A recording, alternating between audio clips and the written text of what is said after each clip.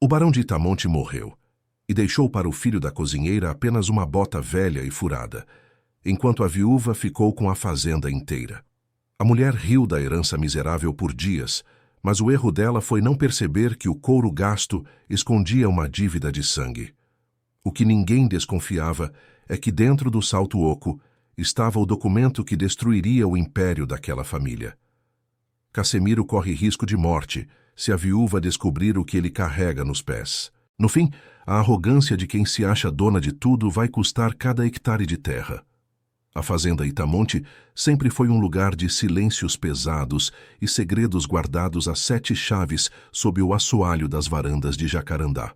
Mas nada se comparava ao silêncio que caiu sobre aquela casa, no dia em que o barão deu o seu último suspiro. O ar parecia carregado de poeira e de uma expectativa doentia. Enquanto o corpo do velho ainda estava morno no quarto principal, Dona Eufrosina, a viúva, já revirava as gavetas do escritório com a pressa de quem busca enterrar o passado junto com o defunto. Ela não estava atrás de lembranças ou de retratos de família. O que ela buscava era o papel que garantia que ela continuaria sendo a dona do mundo, ou pelo menos daquele pedaço de chão que valia ouro. Cassimiro, um jovem de 22 anos, pele retinta e mãos calejadas pelo trabalho com o couro, esperava do lado de fora, na sombra do oitão da casa grande. Ele era o filho da cozinheira, o rapaz que todos sabiam ser o sangue do barão, mas que nunca teve o direito de se sentar à mesa. Ele conhecia cada rangido daquelas tábuas, cada cheiro daquela terra, mas sabia que, para Eufrosina, ele era apenas um detalhe incômodo na paisagem, uma mancha que ela pretendia apagar assim que o luto oficial terminasse. Repara bem no que aconteceu naquele escritório. Eufrosina encontrou o que queria, um envelope lacrado, o testamento original que o barão havia escrito de próprio punho meses antes, quando a febre começou a lhe roubar as forças. Ela não hesitou. Com as mãos tremendo, não de tristeza, mas de uma ganância fria, ela caminhou até a lareira.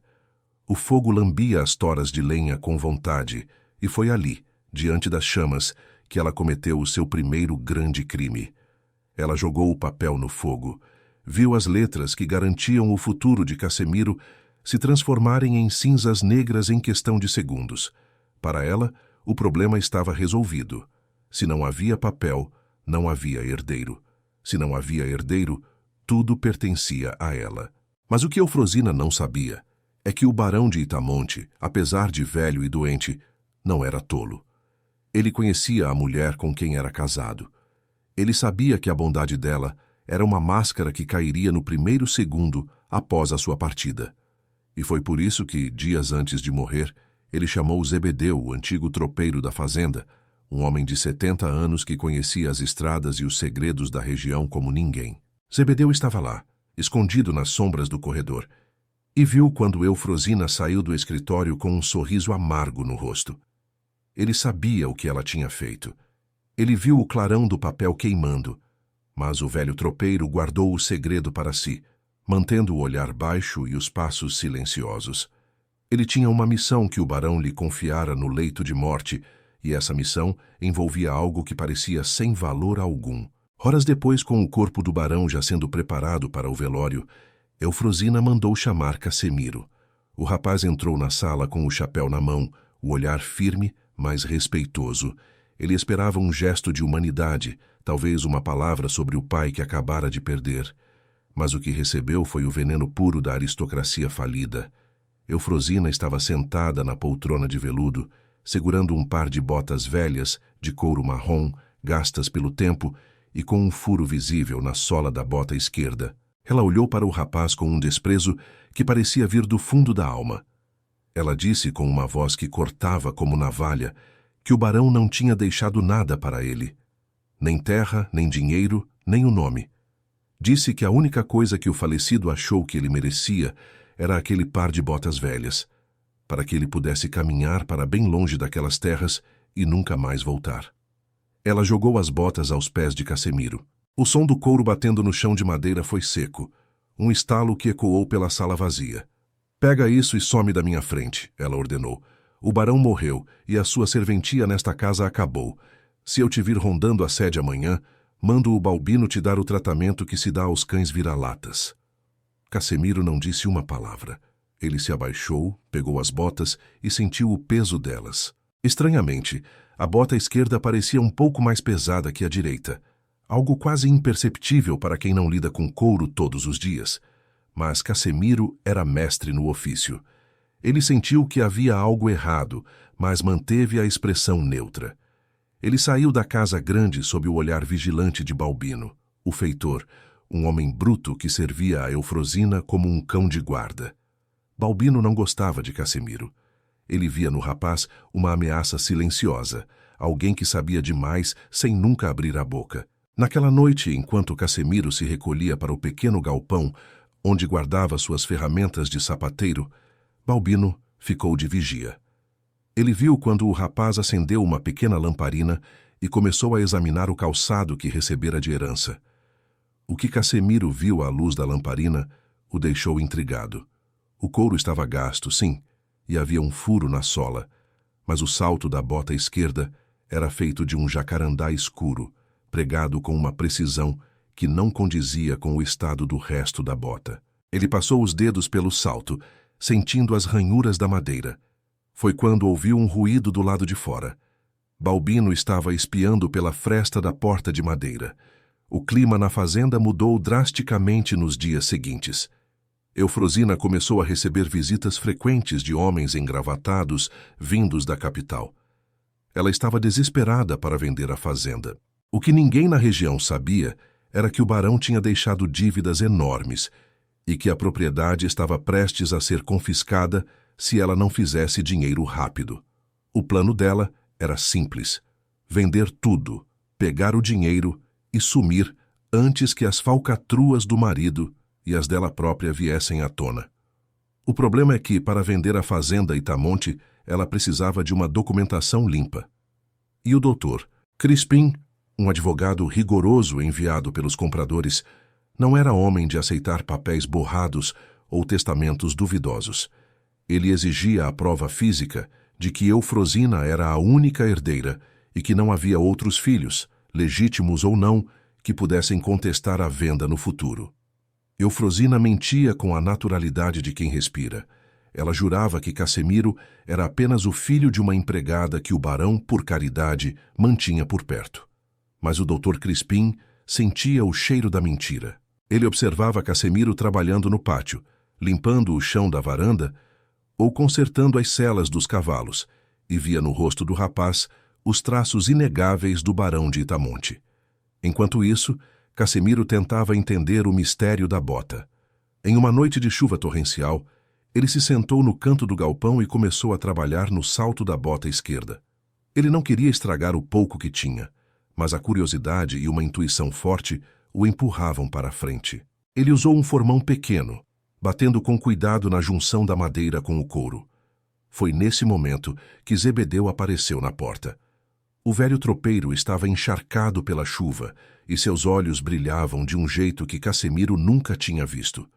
O velho entrou sem ser convidado e sentou-se num banco de madeira. — Você está procurando no lugar certo, rapaz, ele disse, com a voz rouca. O barão sabia que o fogo não queima o que está escondido no chão. Cassimiro parou o que estava fazendo. — O que o senhor sabe, Zebedeu? O velho soltou uma risada curta e seca. — Eu vi o seu pai, antes de cair de cama de vez, sentado nessa mesma bancada. Ele passou uma noite inteira trabalhando nessa bota. Ele não estava consertando um furo, ele estava construindo um cofre. A revelação fez o sangue de Cassimiro gelar. Se o que Zebedeu dizia era verdade, aquela bota velha não era um insulto, era a sua salvação. Mas o perigo era imediato. Balbino, amando de Eufrosina, começou a desconfiar de que o rapaz estava escondendo algo valioso. A viúva, em sua paranoia crescente, começou a se arrepender de ter deixado qualquer coisa nas mãos de Cassimiro, mesmo que fosse um par de botas furadas. Na manhã seguinte, Eufrosina chamou Balbino e deu uma ordem direta. — Vá até o galpão. Tome aquelas botas do infeliz. Diga que eu mudei de ideia, que nada do barão deve ficar com ele, nem mesmo o lixo. Se ele resistir, você sabe o que fazer. Balbino sorriu. Era a oportunidade que ele queria para humilhar o rapaz. Ele caminhou pelo pátio com o chicote na mão. a bota pesada esmagando o barro. Cassimiro viu o feitor se aproximar e percebeu que o tempo estava acabando. Ele precisava decidir se entregava a bota e perdia a única chance de provar quem era ou se lutava contra um homem armado e poderoso. O rapaz não hesitou. Ele pegou as botas, enfiou-as num saco de estopa e correu para o mato. Ele conhecia cada trilha daquela fazenda melhor que qualquer um. Ouviu os gritos de Balbino atrás dele, o som dos cavalos sendo encilhados. A caçada tinha começado. Eufrosina não queria apenas as botas de volta. Ela queria eliminar a única prova de que seu império era construído sobre uma mentira e um testamento queimado. Cassimiro correu até o limite das terras produtivas, onde o mato ficava fechado e o terreno era acidentado. Ele sentia o coração batendo na garganta. Ele sabia que, se fosse pego, não haveria conversa. Balbino o mataria e jogaria o corpo no rio, e a história terminaria ali. Mas ele tinha algo a seu favor: o conhecimento do couro e da madeira. Ele parou perto de uma gruta escondida atrás de uma queda d'água. Com as mãos trêmulas, ele pegou o formão que tinha levado consigo e deu um golpe certeiro no salto da bota esquerda. A madeira de jacarandá, tão dura e resistente, cedeu com um estalo seco que pareceu um tiro no silêncio da mata. O salto não era maciço. Ele era oco, esculpido com uma maestria que só um homem desesperado para proteger o filho conseguiria ter. De dentro do salto caiu um pequeno rolo de papel, envolto em um pedaço de tecido encerado para proteger da umidade.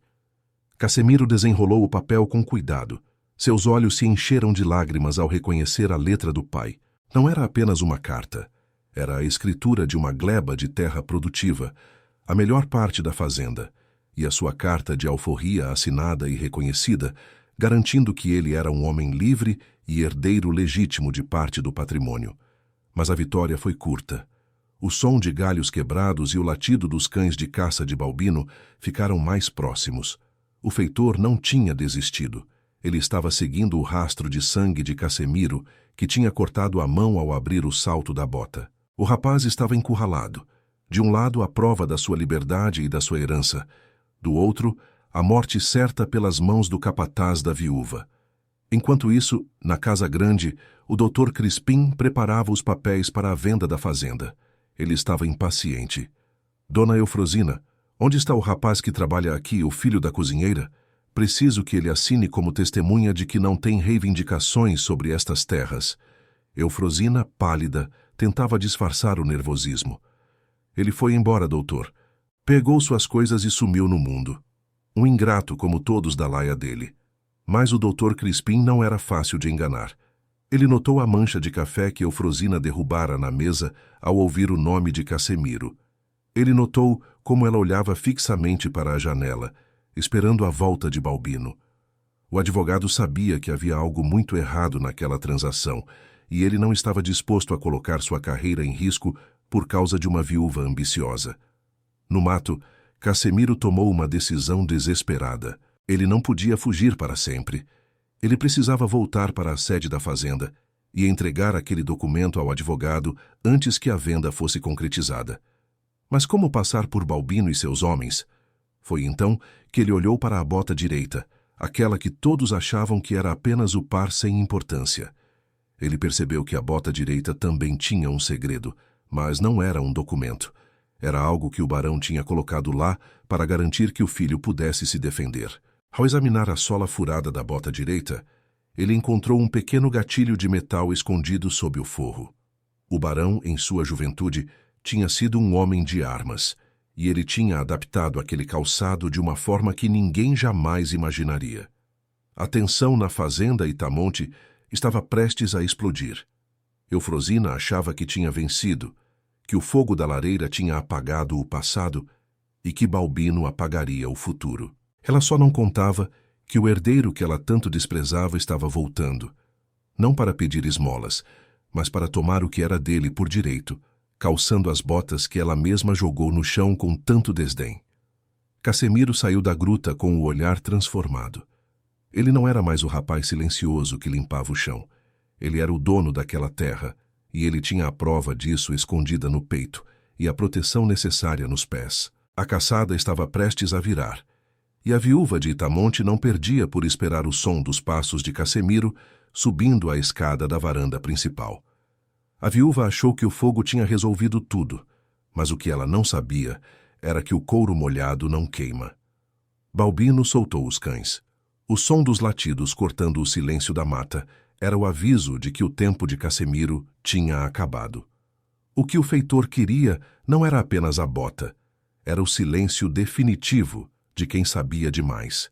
Enquanto Cassimiro se arrastava pela lama, apertando o papel contra o peito, ele percebeu que a herança do pai era muito mais do que terra.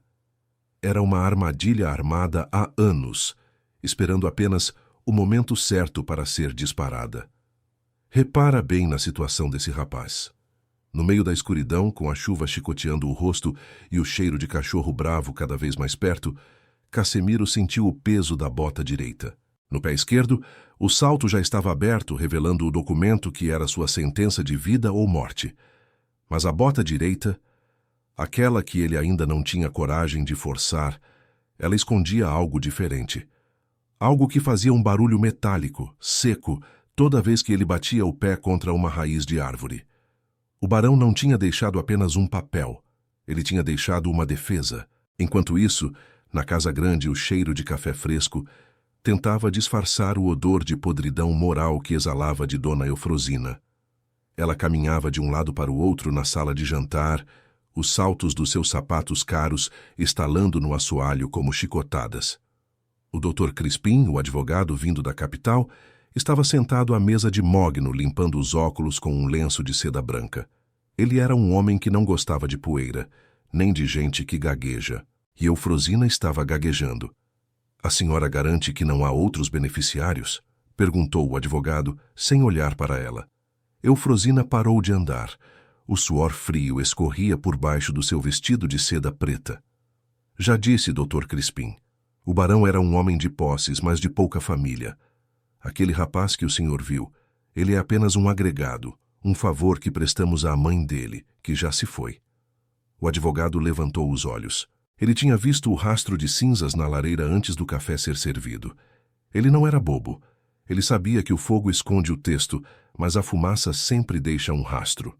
O que Eufrosina não imaginava era que Zebedeu, o velho tropeiro, estava parado logo atrás da porta da cozinha, ouvindo cada palavra. Zebedeu tinha os ouvidos treinados pelas décadas de estrada, onde o som de um galho quebrando podia significar um ataque de onça. Ele sabia que Cassimiro estava em perigo mortal. Ele tinha visto Balbino sair com os cães, e com uma espingarda que não era de caçar bicho. O velho sentia uma queimação no peito. Ele tinha prometido ao barão que cuidaria do rapaz, mas como um velho de 70 anos, poderia enfrentar o feitor e a fúria de uma viúva que se achava dona de Deus e do mundo? Lá no mato, a situação de Cassimiro piorava. O feitor Balbino era um rastreador experiente. Ele não precisava ver o rapaz. Ele sentia o cheiro do medo. "Aparece, moleque!" gritava o feitor, a voz grossa ecoando entre as árvores. "Entrega o que você roubou da patroa e eu prometo que sua morte será rápida. Se eu tiver que te caçar até o amanhecer, vou te dar para os porcos ainda vivo." Cassimiro estava escondido atrás de uma imensa figueira. Ele sentiu o couro da bota direita. Ele tateou o forro interno, buscando o que tinha sentido antes. Foi aí que seus dedos encontraram uma pequena saliência de ferro, escondida bem na curva do calcanhar. Era um gatilho. O barão, que tinha viajado por terras distantes e conhecido inventores de todo tipo, tinha encomendado aquele par de botas em uma viagem à corte anos atrás. Não eram botas comuns. Eram botas de defesa, usadas por viajantes que temiam emboscadas em estradas desertas. Com um movimento firme, Cassimiro acionou o mecanismo. Um estalo metálico cortou o barulho da chuva. Do salto da bota direita, uma lâmina de aço temperado, fina e extremamente afiada, saltou para fora, projetando-se cerca de 10 centímetros. Era uma faca de salto. Cassimiro olhou para aquilo e sentiu um calafrio. O pai sabia. O barão sabia que o filho precisaria de mais do que papéis para sobreviver àquela família. Ele precisaria de dentes. Balbino apareceu entre as folhagens. A luz da sua lanterna varreu o tronco da figueira, encontrando os olhos arregalados de Cassimiro. O feitor sorriu, revelando dentes amarelados e uma maldade que não tinha fim. Te achei, desgraçado. Ele levantou a espingarda, apontando para o peito do rapaz. Dona Eufrosina mandou dizer que lixo a gente enterra fundo para não feder. Mas repara na reviravolta. No momento em que Balbino ia puxar o gatilho, um vulto saiu das sombras. Era Zebedeu. O velho tropeiro não tinha armas, mas tinha uma pedra pesada e o conhecimento do terreno. Ele arremessou a pedra com toda a força que lhe restava, atingindo o braço do feitor. O tiro da espingarda saiu, mas atingiu apenas os galhos altos, espantando os pássaros da noite. Cassimiro não esperou. Ele sabia que era a sua única chance. Ele avançou contra Balbino, não como o rapaz que baixava a cabeça na varanda, mas como um homem que estava lutando pelo seu lugar no mundo. O feitor, furioso, largou a arma e puxou um facão da cintura.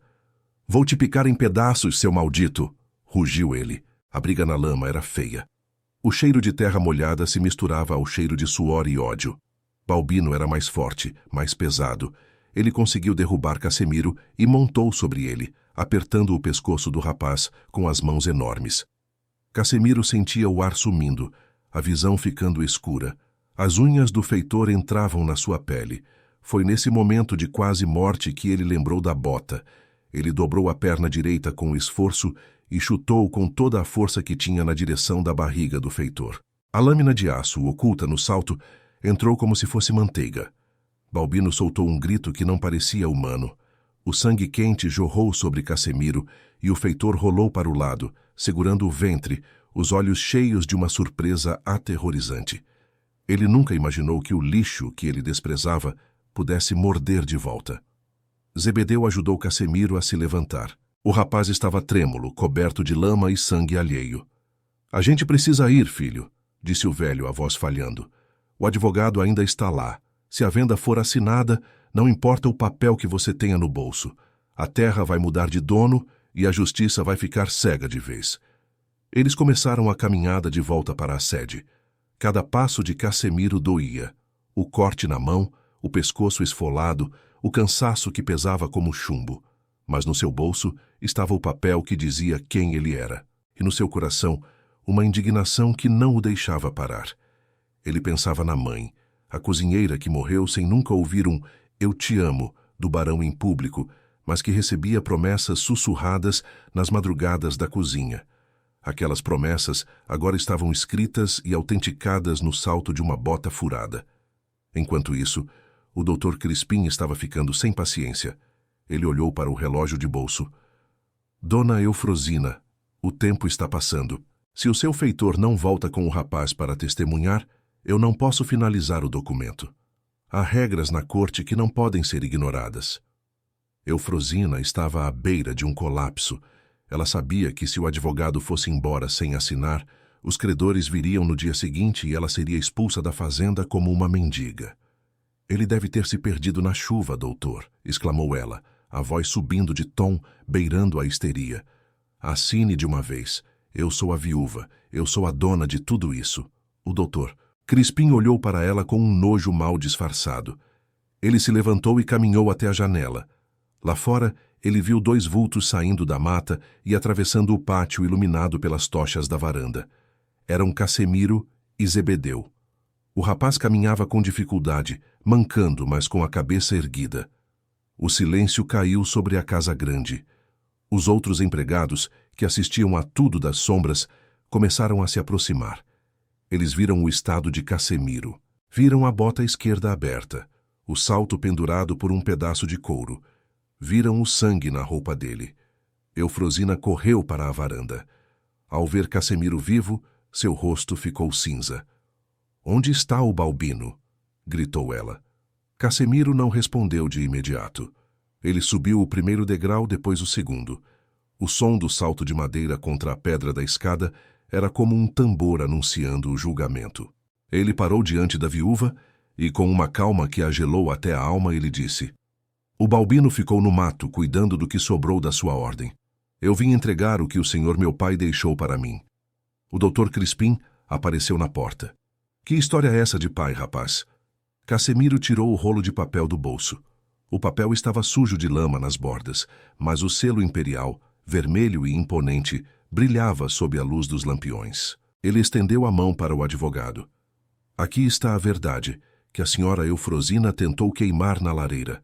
A minha alforria e a escritura das terras que o barão me deu antes de morrer. A viúva tentou avançar para tomar o papel, mas Zebedeu se colocou na frente dela com a firmeza de uma rocha. Não toque nele, sinhá. A senhora já queimou papéis demais por uma vida inteira. O advogado pegou o documento. Ele o abriu com mãos cuidadosas, ajustando os óculos. O silêncio na varanda era tão absoluto que se podia ouvir a chuva caindo nas folhas das laranjeiras. Eufrosina começou a rir, uma risada nervosa, descontrolada. Isso é falso, uma falsificação grosseira. O barão nunca faria isso. Ele me amava. Ele me deixou tudo. Mas o Dr. Crispim não estava ouvindo.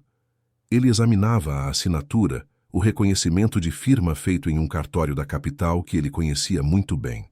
Ele passou o dedo sobre o selo em relevo. Dona Eufrosina, disse o advogado, sua voz agora fria como o mâmulo. Este documento é original. Tem a data de 6 meses atrás. Ele anula qualquer testamento genérico que a senhora possa ter apresentado. E mais, aqui diz claramente que o Sr. Cassemiro é reconhecido como filho natural e herdeiro de uma gleba que inclui a sede da fazenda. O mundo de Eufrosina desabou. Ela se segurou nas colunas da varanda para não cair. A arrogância que a sustentava evaporou, deixando apenas uma mulher amarga e derrotada. Mas o jogo ainda não tinha acabado. Ela olhou para os lados, procurando por algum aliado, mas todos os olhos que a cercavam eram olhos de quem tinha sido humilhado por ela por anos. Os escravizados e empregados da fazenda Itamonte estavam agora formando um círculo ao redor da varanda. Cassemiro olhou para a bota furada no seu pé, a bota que tinha sido motivo de deboche, o símbolo da sua suposta miséria. Naquele momento ele percebeu que o furo na sola não era um sinal de pobreza. O barão tinha deixado aquele furo de propósito para que Cassemiro fosse obrigado a olhar para a sola, a mexer no salto, a descobrir o que estava escondido. O pai o conhecia. Sabia que ele, como sapateiro, não deixaria uma bota naquele estado sem tentar consertar. O senhor deixou o couro furado, mas a palavra dele era inteira, disse Cassemiro, olhando nos olhos de Eufrosina. A viúva recuou um passo, tropeçando na própria saia. Ela percebeu que não tinha mais para onde fugir, mas a maldade de uma vida inteira não desaparece assim. Ela olhou para o advogado e, com um resto de veneno, disse: mesmo com esse papel, ele ainda é um ninguém. Ele não tem dinheiro para manter este lugar. Ele vai apodrecer na miséria do mesmo jeito. O Dr. Crispim fechou o documento. A senhora está enganada. O documento também menciona uma conta em um banco inglês em nome do herdeiro. Parece que o barão foi muito mais previdente do que todos imaginávamos. O advogado olhou para Cassemiro com um novo respeito. Senhor Cassemiro, como proprietário legal desta sede, o senhor tem a palavra. O que deseja fazer? Cassemiro olhou para Zebedeu, depois para os outros trabalhadores que esperavam por uma ordem. Ele sentiu o peso da responsabilidade, mas também a leveza da liberdade. Ele olhou para a bota direita, onde a lâmina ainda estava retraída, pronta para ser usada se necessário. Mas ele não queria mais sangue. Ele queria apenas justiça. O problema é que no escuro da noite algo ainda se movia. Balbino, ferido mas não morto, estava se arrastando em direção à casa grande. Ele tinha uma última bala na espingarda e um ódio que o mantinha consciente. Ele não aceitaria ser derrotado pelo filho da cozinheira. O que parecia o fim da história era, na verdade, apenas o começo de um confronto que a fazenda Itamonte nunca esqueceria. O que aconteceria quando o feitor alcançasse a varanda? Eufrosina teria coragem de pegar a arma das mãos dele para terminar o que começou? O advogado ficaria do lado da lei ou do lado de quem tem a arma na mão? Cassemiro apertou o papel no bolso e preparou o seu próximo passo. A verdade tinha aparecido, mas sobreviver a ela seria o maior desafio da sua vida. O documento estava sobre a mesa, mas a arma ainda estava escondida sob a saia. Dona Eufrosina não era mulher de aceitar a derrota sem antes derramar o sangue de quem ousasse desafiá-la. O que ela não sabia era que o couro daquela bota guardava um último segredo, algo que o barão só revelaria no momento em que a ganância dela atingisse o ponto de não retorno. O Dr. Crispim segurava o papel que mudaria a história daquela fazenda, mas o som de passos pesados e ruidosos na varanda anunciava que o julgamento seria feito à base de pólvora. Repara bem no rosto daquela mulher.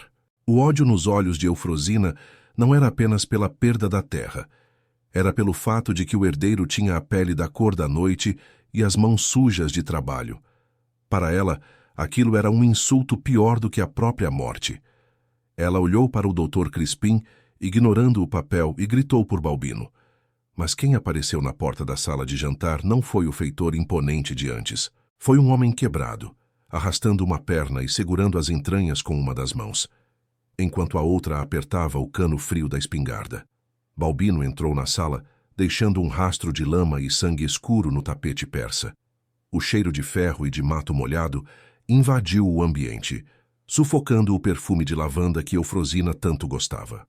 O feitor mal conseguia ficar de pé, mas o ódio o mantinha lúcido. Ele apontou a arma para o peito de Cassimiro, a mão tremendo de fraqueza e fúria. Eu disse que ia te dar para os porcos, ele sibilou, a voz saindo como um chiado de cobra. O silêncio na sala era tão denso que se podia ouvir a gota de sangue batendo no chão. O Dr. Crispim deu um passo atrás, protegendo os documentos. Ele era um homem da lei, mas ali, naquele sertão esquecido, a lei de papel valia muito pouco diante de um homem com uma arma carregada. Abaixe isso, Balbino! Ordenou o advogado, mas sua voz não tinha autoridade. Era apenas o som do medo. Cassimiro não se mexeu. Ele olhou nos olhos do feitor, depois nos olhos de Eufrosina. Ele sentiu o peso da bota direita no chão. A lâmina ainda estava lá, oculta, mas ele sabia que, contra uma espingarda, o aço pouco podia fazer se ele não fosse rápido. Mas o que ninguém ali sabia era que o barão de Itamonte tinha planejado aquele encontro até nos mínimos detalhes. O velho sabia que Cassimiro não teria paz enquanto Eufrosina e Balbino estivessem vivos e livres. Atira, Balbino! Gritou Eufrosina, a voz agora totalmente descontrolada. Atira nesse bastardo e acaba com isso. Eu te dou o dobro do que ele pensa que tem. Atira agora! A viúva tinha perdido a máscara de aristocrata. Ela era agora apenas uma criminosa encurralada, disposta a tudo para manter o poder que nunca lhe pertenceu por mérito. Mas o que aconteceu em seguida foi o que ninguém esperava. Zebedeu, o velho tropeiro que todos achavam ser apenas uma sombra cansada, deu um passo à frente. Ele não tinha arma, mas tinha algo que Balbino respeitava mais do que a própria patroa: o segredo da origem do feitor. Você vai mesmo atirar no sangue do homem que te tirou da sarjeta, Balbino? Perguntou o velho, com uma calma que arrepiou até o advogado. Balbino hesitou por um segundo. A ponta da espingarda baixou 1 milímetro.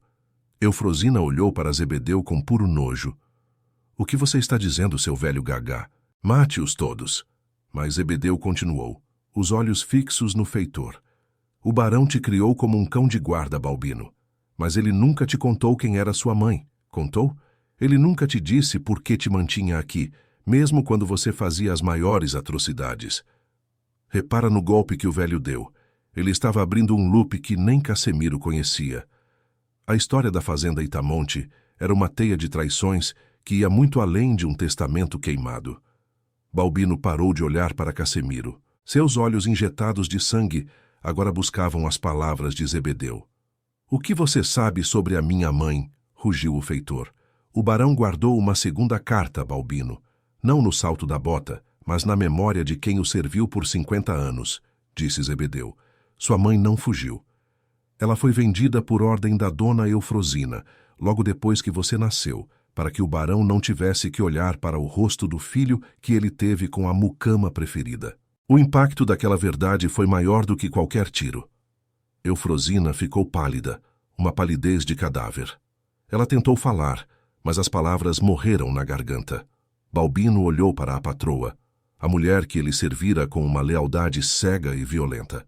Ele olhou para as mãos sujas de sangue e percebeu que tinha passado a vida protegendo a mulher que tinha destruído sua chance de ter uma mãe. O ódio de Balbino mudou de direção. O cano da espingarda, que antes buscava o peito de Cassemiro, agora girava lentamente na direção de Eufrosina. A viúva recuou, batendo as costas na cristaleira. O som dos cristais balançando era como sinos de funeral. É mentira dele, Balbino. Ele quer te confundir.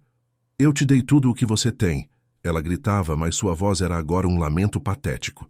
Cassemiro aproveitou o momento de distração. Ele não queria que mais sangue fosse derramado naquela sala, mas ele sabia que a justiça precisava ser feita de forma limpa. Ele deu um passo à frente, colocando-se entre Balbino e Eufrosina. Não faça isso, Balbino. Não se torne o que ela quer que você seja. Entregue a arma.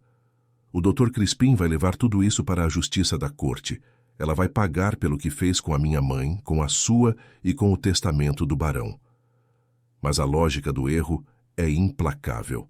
Eufrosina, vendo que tinha perdido o seu cão de guarda, fez o que toda criatura covarde faz quando se sente perdida. Ela avançou sobre a mesa, tentando rasgar os documentos que o Dr. Crispim segurava. Se não for meu, não será de ninguém, ela berrou. O advogado tentou proteger os papéis e, no meio da confusão, a mão de Eufrosina encontrou um pesado abridor de cartas de prata sobre a mesa de mogno. Foi tudo muito rápido. Ela golpeou na direção de Cassemiro, a ponta de prata buscando o pescoço do rapaz. Mas Cassemiro era mestre no couro e na reação rápida. Ele usou o braço para bloquear o golpe e, com o pé direito, executou o movimento que o barão tinha lhe ensinado nas entrelinhas de um par de botas furadas. Ele não usou a lâmina para matar. Ele usou a bota para desarmar. Com um chute preciso, o salto da bota direita atingiu o pulso de Eufrosina. O estalo do osso quebrando foi ouvido por todos. O abridor de cartas caiu no chão, e a viúva desabou, segurando o braço e chorando de dor e frustração. Balbino, vendo a cena, soltou um riso amargo. Ele baixou a espingarda, mas não a entregou. A justiça da corte não chega aqui, Cassemiro. Você sabe disso. O velho barão sabia disso também. Ele olhou para o ferimento no ventre, que voltava a sangrar com força. Eu não vou para cadeia nenhuma, mas ela vai lembrar de mim todos os dias. O feitor caminhou até a porta, o sangue deixando marcas definitivas no assoalho que Eufrosina tanto prezava. Ele saiu para a chuva, desaparecendo nas sombras da noite. Ninguém tentou impedi-lo. Ele era um homem morto, que ainda caminhava, carregando o peso de uma vida construída sobre uma mentira. O Dr. Crispim, tremendo visivelmente, guardou os documentos em sua pasta de couro. Senhor Cassemiro, eu sinto muito por tudo isso. Eu garanto que estes documentos chegarão à capital. O processo de sucessão será iniciado imediatamente. Dona Eufrosina será processada por fraude, tentativa de homicídio e ocultação de documentos. Eufrosina, no chão, olhou para Cassemiro. Não havia mais arrogância, apenas um vazio profundo. Você venceu, bastardo, ela sussurrou. Cassemiro olhou para ela, sentindo apenas uma tristeza profunda por todo o tempo perdido, por todas as vidas destruídas por aquela ganância sem fim. Eu não venci a senhora, ele disse. A senhora se destruiu sozinha. O couro da bota era furado, mas o coração da senhora era oco. Zebedeu aproximou-se de Cassemiro e colocou a mão no seu ombro. Acabou, filho. A casa grande agora vai ter que aprender a falar a sua língua. O rapaz olhou para a sala, para os retratos dos antepassados do barão nas paredes. Ele percebeu que a verdadeira herança não era o ouro ou a terra, mas a coragem de enfrentar quem se achava dono da vida dos outros. Mas havia um detalhe que o Dr. Crispim ainda não tinha percebido. Enquanto examinava os documentos pela última vez, ele notou uma pequena nota de rodapé na escritura da gleba. Algo que o barão tinha escrito com uma tinta diferente, quase invisível. Ele chamou Cassemiro para perto do lampião. Olhe aqui, rapaz. Há uma condição para que você assuma as terras. Cassemiro sentiu um aperto no peito. O que mais o pai poderia ter exigido? Ele leu as letras miúdas. O barão exigia que, no prazo de 1 ano, Cassemiro transformasse a sede da fazenda em uma escola para os filhos dos trabalhadores e que garantisse a liberdade de todos os que ainda estivessem sob o regime de escravidão naquelas terras. O velho barão, no fim da vida, estava tentando comprar o seu lugar no céu com o futuro do filho. A responsabilidade era imensa. Cassimiro olhou para as mãos sujas de sangue e barro. Ele olhou para a bota furada, agora aberta e inútil como calçado, mas eterna como prova. Ele percebeu que o barão não tinha lhe dado apenas uma fazenda, ele tinha lhe dado uma missão que duraria a vida inteira. "O senhor vai aceitar?" perguntou o advogado. Cassimiro olhou para a janela, onde a primeira luz do amanhecer começava a lutar contra as nuvens de chuva. Ele viu os trabalhadores da fazenda, seus irmãos de cor e de sofrimento, esperando por um sinal. Ele viu a esperança nos olhos de Zebedeu. O problema é que aceitar aquela herança significava enfrentar todos os outros fazendeiros da região, homens que não veriam com bons olhos uma fazenda onde todos eram livres e educados. A guerra de Cassimiro estava apenas começando. Ele teria que lutar contra o sistema, contra o preconceito e contra a memória de um pai que amou tarde demais. "Eu aceito", disse Cassimiro, a voz firme ecoando pela sala. Eufrosina soltou um gemido de ódio, mas ninguém mais a ouvia. Ela era agora apenas um fantasma do passado, enquanto Cassimiro era o presente que se impunha. Mas o que ele encontraria no cofre escondido no escritório do barão? Zebedeu tinha mencionado um cofre, e a chave não estava nos papéis. Cassimiro olhou novamente para as botas. Ele já tinha aberto os saltos. Ele já tinha examinado o forro. Onde estaria a chave para o tesouro que financiaria aquela escola e a liberdade daqueles homens? Ele sentiu o couro da bota esquerda novamente. Havia algo mais, algo que ele tinha ignorado na pressa da luta. O que Cassimiro estava prestes a descobrir no fundo daquela bota furada mudaria não apenas a sua vida, mas o destino de toda a região. O barão de Itamonte tinha jogado um jogo de xadrez com a morte, e a última peça ainda não tinha sido movida. O que aconteceria quando Cassimiro encontrasse o que restava do segredo do pai? A verdade ainda tinha mais uma camada para ser revelada. A viúva achou que tinha tirado tudo de Cassimiro, mas o que ela não sabia era que a última peça do quebra-cabeça estava presa entre os seus próprios dedos. Enquanto Eufrosina gemia no chão da sala de jantar, segurando o pulso quebrado, Cassimiro sentiu um relevo estranho na ponta da bota esquerda, bem ali onde o couro estava mais gasto e furado. O barão não tinha deixado apenas um documento e uma lâmina. Ele tinha deixado o mapa para a ruína final de quem o traiu. Repara bem no que aconteceu naquele escritório, porque a justiça demorou 20 anos, mas chegou com o peso de uma bota de chumbo.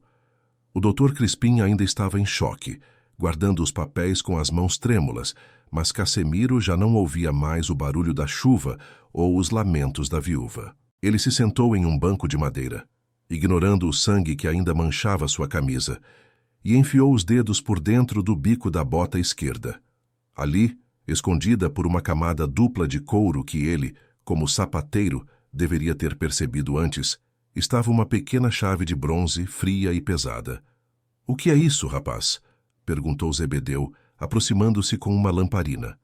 A luz amarelada refletiu no metal antigo. Cassimiro olhou para a chave e depois para a porta do escritório do barão, que permanecia fechada como um túmulo. "É o que falta para enterrar o passado dessa casa, Zebedeu", respondeu o jovem. Ele se levantou, mancando, mas com uma determinação que ninguém ali ousaria questionar. Eufrosina, ao ver a chave, parou de gemer por um instante. Seus olhos se arregalaram de um jeito que revelava o pavor absoluto. "Não entre lá. Aquele quarto é meu. Tudo o que está lá dentro me pertence", ela gritou, tentando se levantar, mas o Dr. Crispim a impediu com um gesto firme. "A senhora não é mais dona de nada nesta fazenda, até que a justiça da corte decida o contrário", disse o advogado, sua voz finalmente recuperando a autoridade.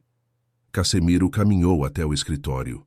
O cheiro de papel velho e fumaça de charuto ainda pairava no ar, como se o barão ainda estivesse sentado na sua poltrona de couro. Ele foi direto para a grande estante de jacarandá, onde um retrato imenso do barão em sua juventude parecia vigiar o recinto.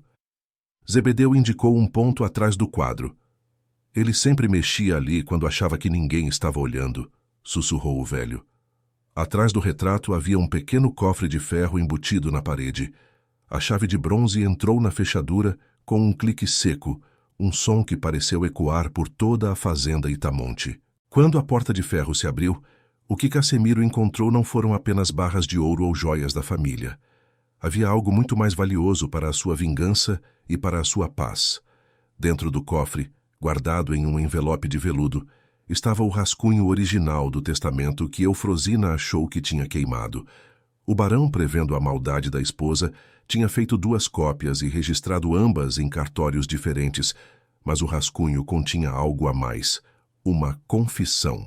O velho barão descrevia em detalhes como Eufrosina tinha tentado envenená-lo lentamente com doses de arsênico no chá, meses antes da sua morte. O papel detalhava as datas, os sintomas e a farmácia da capital onde ela comprava o veneno sob um nome falso. Cassimiro saiu do escritório segurando os papéis. Ele voltou para a sala de jantar e colocou o documento diante do Dr. Crispim. O advogado leu em silêncio, o rosto ficando cada vez mais pálido. Isso aqui não é apenas uma questão de herança, Sr. Cassimiro. Isso aqui é um caso de polícia. É um assassinato planejado. Eufrosina desabou de vez. Ela sabia que não havia mais saída. A arrogância que a sustentou por décadas se transformou em um choro patético e rasteiro. Ela tentou se aproximar dos pés de Cassimiro, a mesma mulher que horas antes o chamava de lixo. Por favor, Cassimiro, eu fiz tudo por essa fazenda. Eu cuidei do seu pai. Não me entregue para as autoridades, ela implorava, mas o rapaz apenas se afastou. A senhora não cuidou dele. A senhora o matou aos poucos enquanto humilhava o filho dele na cozinha, disse Cassimiro, a voz seca e desprovida de ódio, apenas cheia de uma verdade cortante. A senhora vai sair daqui agora. Mas não vai para a capital vender o que não é seu. Vai para a cadeia da vila esperar o juiz. Naquela mesma madrugada, os guardas da vila, chamados por um dos empregados a mando do Dr. Crispim, chegaram à fazenda. Eufrosina foi levada em uma carroça simples, sem o luxo das carruagens que costumava usar. Os trabalhadores da fazenda, homens e mulheres que sofreram sob o seu chicote e suas ordens cruéis, alinharam-se no pátio em silêncio para vê-la partir. Não houve gritos, nem festa. O silêncio era a maior condenação que ela poderia receber, mas ainda faltava um acerto de contas. O corpo de Balbino foi encontrado ao amanhecer, na beira do rio que cortava a propriedade. O feitor não resistiu aos ferimentos e ao veneno que carregava na alma. Ele morreu segurando a espingarda, olhando para o céu que nunca lhe deu nada. Cassimiro ordenou que ele fosse enterrado em cova rasa, longe do cemitério da família, para que a terra pudesse esquecer o nome do homem que tanto a manchou com sangue.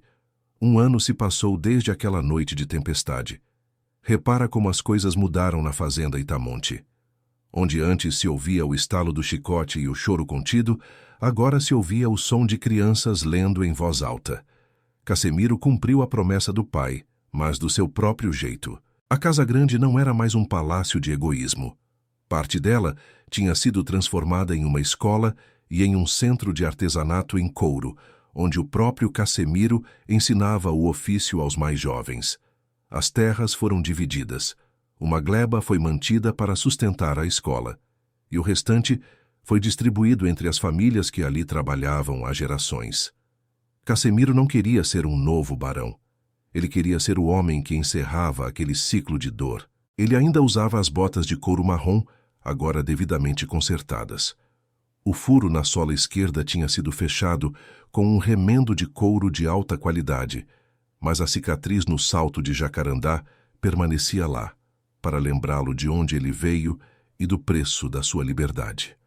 Zebedeu, agora vivendo em um quarto confortável na sede, sentava-se na varanda todas as tardes para ver o sol se pôr sobre os cafezais.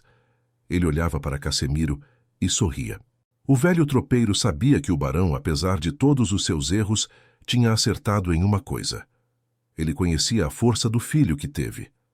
Sabia que, se desse a Cassimiro as ferramentas certas, o rapaz não apenas sobreviveria, mas reconstruiria o mundo ao seu redor.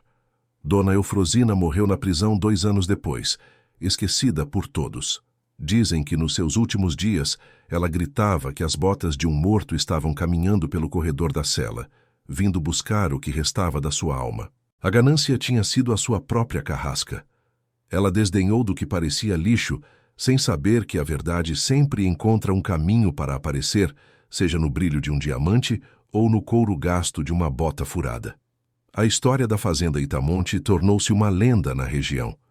As pessoas contavam sobre o filho da cozinheira que derrubou um império de arrogância usando apenas a herança de um par de sapatos velhos. Mas para Cassimiro, não era lenda. Era a vida. Ele aprendeu que o couro pode ser duro, mas a dignidade de um homem precisa ser ainda mais resistente. Hoje, quem passa pela estrada e vê a bandeira branca hasteada na sede da fazenda, sabe que ali mora um homem que não se deixou corromper pelo poder. Cassimiro olha para suas mãos e vê que elas ainda têm o cheiro do curtume e da terra, e é isso que o mantém firme. Ele sabe que a verdadeira nobreza não está no sangue que corre nas veias, mas no que esse sangue é capaz de construir para os outros. O Senhor deixou o couro furado, mas a palavra dele, no fim das contas, foi o que deu sentido a tudo. A bota furada foi a semente de uma justiça que floresceu onde ninguém esperava. Quem planta traição, colhe a ruína, mas quem caminha com a verdade, mesmo que calçando farrapos, chega exatamente onde precisa chegar. Se essa história de justiça e superação tocou você, não se esqueça de deixar o seu like e se inscrever no canal para mais relatos fortes como este. A verdade pode estar escondida em qualquer lugar, esperando apenas alguém com coragem para procurá-la. Comente aqui embaixo de qual cidade você acompanhou a saga de Cassimiro e o que você achou do destino da Dona Eufrosina. Compartilhe este vídeo com quem gosta de um bom suspense histórico e de ver a máscara dos poderosos caindo. Até a próxima história, onde a justiça sempre encontra o seu caminho.